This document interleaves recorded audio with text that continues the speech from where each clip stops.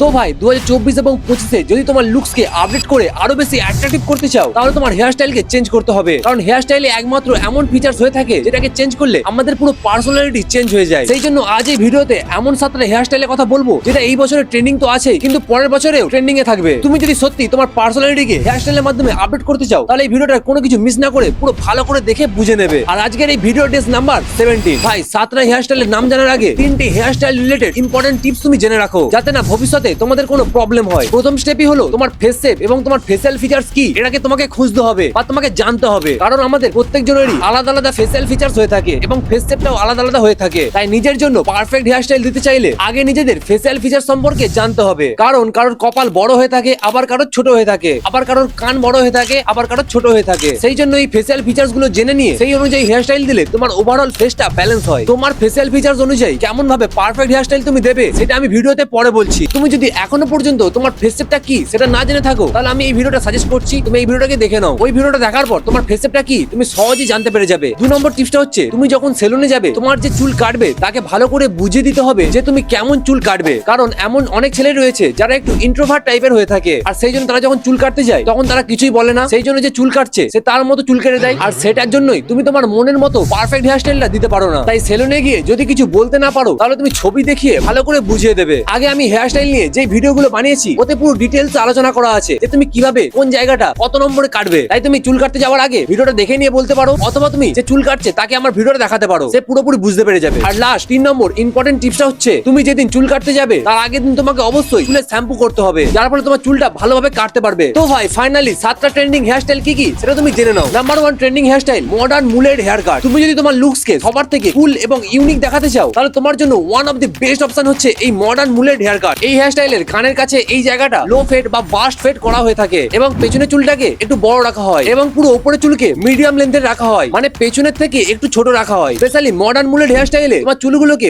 Messi ভাবে রাখা হয় দেখো এইরকম। সেকেন্ড হেয়ার স্টাইল যেটা তুমি 2024 এবং 25 দিয়ে ইজিলি স্টাইলিশ দেখাতে পারবে সেটা হচ্ছে টেক্সচার কুইফ। এই হেয়ার স্টাইলটা অনেকের পছন্দের হেয়ার স্টাইল। তুমি যদি এই হেয়ার স্টাইলটা ট্রাই করতে চাও তাহলে তোমার সাইডের চুলকে ফেড বা টেপার ফেড করতে পারো এবং উপরের চুলকে মিডিয়াম লেন্থের রাখবে এবং যখন স্টাইলিং করবে তখন উপরের চুলকে টেক্সচার দিয়ে ভলিউম দেবে। এর জন্য তুমি হেয়ার ওয়াক্স পাউডার ইউজ করতে পারো। 3 নম্বর সবথেকে ট্রেন্ডিং হেয়ার স্টাইল হচ্ছে মেসি ফ্রিঞ্জ হেয়ার স্টাইল। এটা স্পেশালি সবথেকে বেশি পপুলার 14 থেকে 25 বছর ছেলেদের জন্য। এটা এমন একটা হেয়ার স্টাইল যেটা সব হেয়ার টাইপে স্যুট করে যায়। স্পেশালি তোমার যদি কপাল খুব বড় হয়ে থাকে তাহলে তোমার জন্য বেস্ট অপশন হচ্ছে এই মেসি ফ্রিঞ্জ হেয়ার স্টাইলটা। আগে বলে দিই আমার কপাল বড় কিন্তু অতটাও নয়, সেই জন্য আমি যাই হেয়ার স্টাইল দিই সবই মানিয়ে যায়। এই মেসি ফ্রিঞ্জ হেয়ার স্টাইলটা দিতে চাইলে তোমার সাইডের চুলকে ফেড বা টেপার ফেড করতে পারো এবং উপরের চুলকে মিডিয়াম লেন্থে রেখে মেসি ভাবে কপালে নামাতে হবে। 4 নম্বর স্টাইলিশ হেয়ার স্টাইলটা হলো ফক্স হক হেয়ার কাট। এই হেয়ার স্টাইলটা আগেও যেমন পপুলার ছিল এখনো রয়েছে। যদি সত্যি স্টাইলিশ লুক পেতে চাও তাহলে এই ফক্স হক হেয়ার স্টাইলটা অবশ্যই ট্রাই করতে পারো। এটা অনেকটা সিমিলার হেয়ার স্টাইল আমাদের মুলেট হেয়ার স্টাইলের মতো, কিন্তু কিছু ডিফারেন্স রয়েছে। এর জন্য সাইডস কে তুমি লো ফেড, মিড ফেড বা তুমি টেপার ফেডও করতে পারো এবং পুরো উপরের চুলকে মিডিয়াম লেন্থে রাখা হয় আর পেছনের চুলকে একটু ছোট রাখা হয় উপরের চুলের থেকে। আর স্টাইলিংটা পুরো মুলেট হেয়ার স্টাইলের মতোই হবে দেখো এইরকম। 5 নম্বরে ট্রেন্ডিং এবং ক্লাসি হেয়ার স্টাইলটা হলো টেপার ফেড হেয়ার কাট। এই হেয়ার স্টাইলের বিশেষ পয়েন্ট হলো এর সাইডের 2 জায়গা দেখো এই জায়গাটা এবং এই জায়গাটা ফেড হয়ে থাকে এবং উপরের চুলকে মিডিয়াম লেন্থ বা মিডিয়াম লেন্থের থেকে একটু ছোট রেখে ভলিউম দেওয়া হয়ে থাকে। কারণ মুখ যদি একটু লম্বা হয়ে থাকে মানে যাদের এই ফেসিয়াল ফিচারটা রয়েছে তারা উপরের চুলকে বেশি ভলিউম দেবে না, হয় উপরের চুলকে তুমি মিডিয়াম লেন্থ রাখতে পারো অথবা তার থেকে একটু ছোট করে কাটতে পারো। 6 নম্বরের হেয়ার স্টাইলটা যে কোনো জায়গায় তুমি ক্যারি করতে পারবে এবং তোমার লুকসকে ক্লাসি দেখাতে পারবে আর সেই হেয়ার স্টাইলটা হলো ক্লাসিক সাইড পার্ট। সব হেয়ার স্টাইলের মধ্যে এটা এমন একটা হেয়ার স্টাইল যেটা তুমি স্কুল, কলেজ,